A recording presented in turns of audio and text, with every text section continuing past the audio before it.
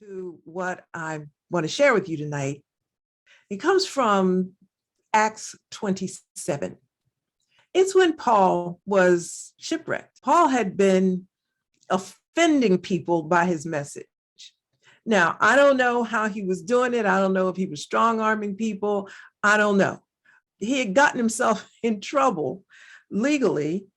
He was a Roman citizen. So anytime a Roman citizen got in trouble, they had the right to present their case before Caesar. Others who were not citizens didn't have that right, but Paul was a Roman citizen, but he had to get to Rome to do it. So he's in prison, and the guards had to treat him fairly. They had to take care of him because of his citizenship. He had to arrive safely in Rome. They were taking this ship out, and it was in the late part of the fall, like November, during what is our hurricane season. And Paul said, this is not a good time to do this.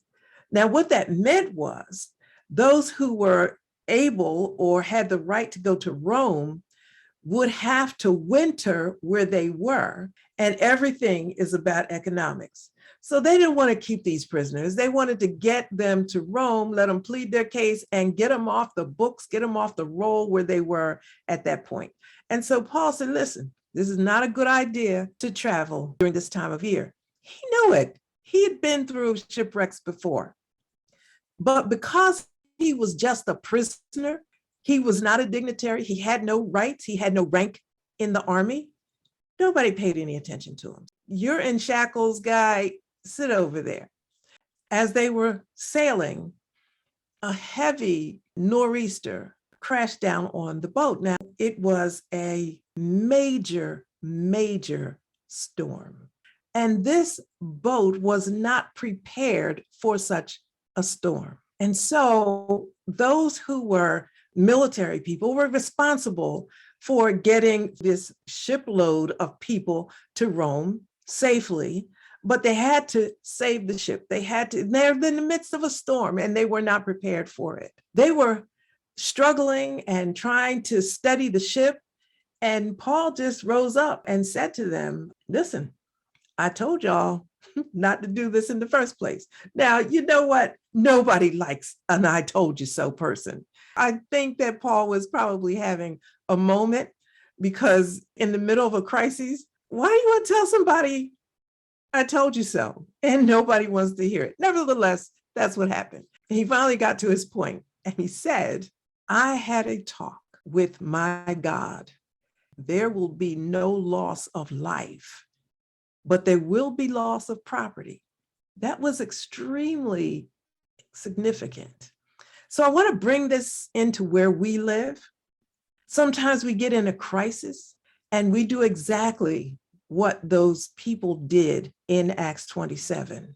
You shouldn't have gotten in the situation in the first place. And I believe with all that's within me that we are spoken to in a number of ways before we make a bad decision, or when we're on just that moment of making the wrong decision, even before that moment. Just as Paul told them not to sail based on the knowledge that he had, they ignored him. How many times have you and I ignored the good advice of someone else? Maybe we didn't really think that they were qualified to give us the advice. Maybe it was advice we didn't want to hear. Maybe in our minds, we decided what we wanted to do, and anything contrary to that was not going to be accepted. On that boat, they knew in order to survive, they had to throw stuff overboard. And that's when Paul stood up and said, calm down. There will be no loss of life. Loss of property, yes, but no loss of life. How about in our lives? When we get our backs against the wall, it's then that we start trying to get rid of the baggage in our life, the crap that we've had built up. That ties into the procrastination challenge. We have moments, we have time before the crisis, before the emergency, to be able to steady ourselves. Let's make it real practical. How's your meditation life? No judgment, just asking. Want you to think about that. Now, when we get in trouble, something's not going right, we get sick, family member gets sick, a crisis comes, our bank account is depleted, whatever it might be, you begin to call out for help from spirit. Paul said, I heard from God last night, and he was very careful to say, my God. And he told me there'd be no loss of life. So that tells us, in our context, the things that we throw overboard in a crisis are things that are expendable when it's not a crisis. A crisis will make you see the value of things. What do you get rid of first? A whole lot of stuff you've been holding on to. And I'm not just talking about physical stuff. Like I got 2 garages full of stuff. Moved here 3 years ago. Every spring, we say we're going to take care of the garage. Well, this is the 4th summer, haven't done it yet. We have stuff, physical stuff, but we also have personal baggage that we need to get rid of. That's the real thing, the personal baggage. What's in your life that is not serving you, that you don't need, that's getting in your way, that's preventing you from becoming the best you, that's preventing you from getting that successful position, that wonderful relationship, that business that you want to start? What is it that's in your life that's keeping you from that? Because sometimes you're not aware of what it is. Sometimes it's something that's deep down in your belief system, been there all along, didn't realize that it is a hindrance and standing in your way. Those are the kind of things that are revealed to us when we surrender, when we give up to spirit leading us, or spirit speaking to us, whatever is comfortable for you in your belief, how spirit will bring to your attention, let that go. That's not a good habit. It might be something as simple as stop staying up so late at night. Stop it. Go to sleep. Let your body rest. What is it that's keeping you from that which you really want? And it's not something out there. It's something that will be revealed to you when you sit peacefully in the silence. Paul says, don't worry about losing your life. That's okay. God got that. It's this other stuff you need to get rid of. And what happened there? Okay, they got rid of all the junk and all the baggage and everything that they thought they could not do without. When they set sail, they ended up getting rid of all of it, and they made it ashore safely.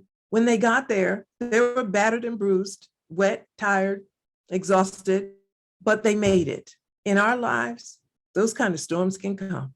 Are we prepared to give up? First of all, are we prepared to make it through the storm? How about this?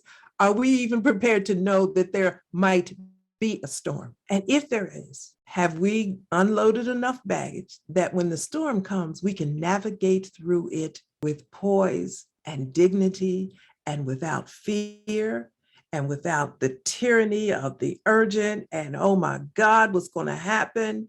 Think this thing through. You've been here before. What are you going to do differently that you didn't do the last time that will help you get through this storm a little bit better? And oh, by the way, when the storm is over, don't pick up the baggage again. Be grateful that you don't have it. Be grateful that your load has been lightened, and see where spirit is taking you without all the baggage, without all the fear and stress and anxiety.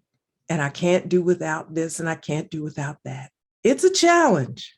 It starts with challenging our procrastination, because we know that storms will come.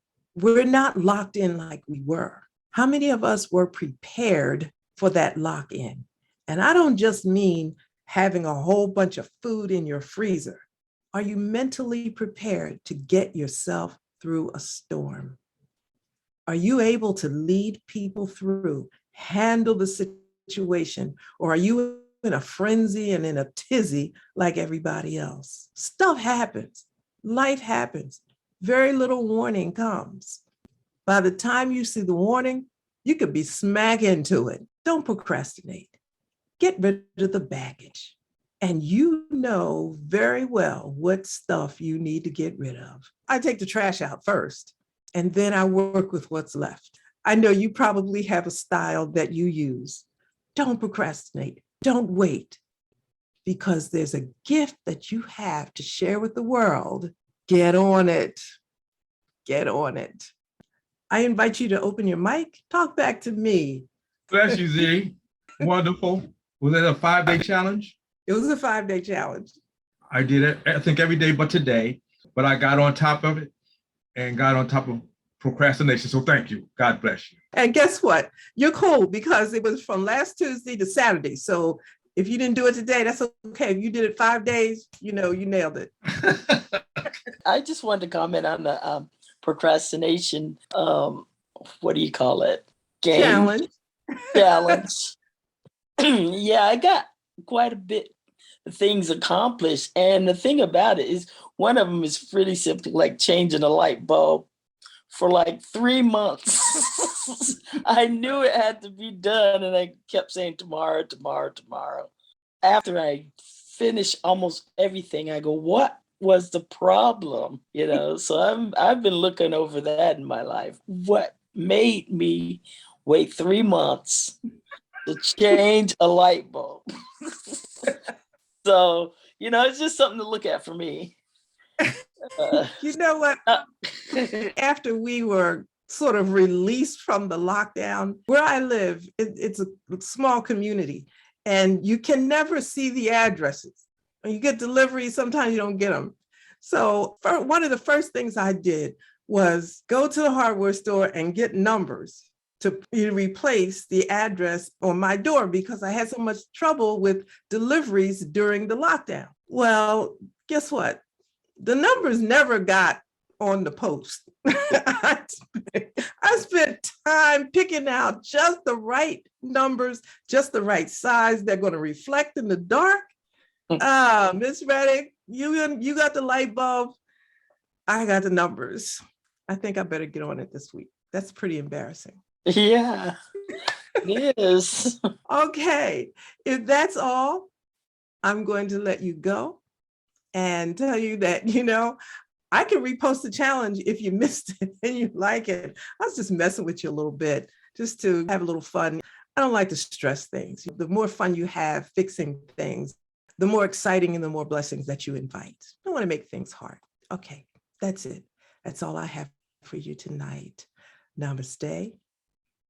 And I'll see you in the spirit next time.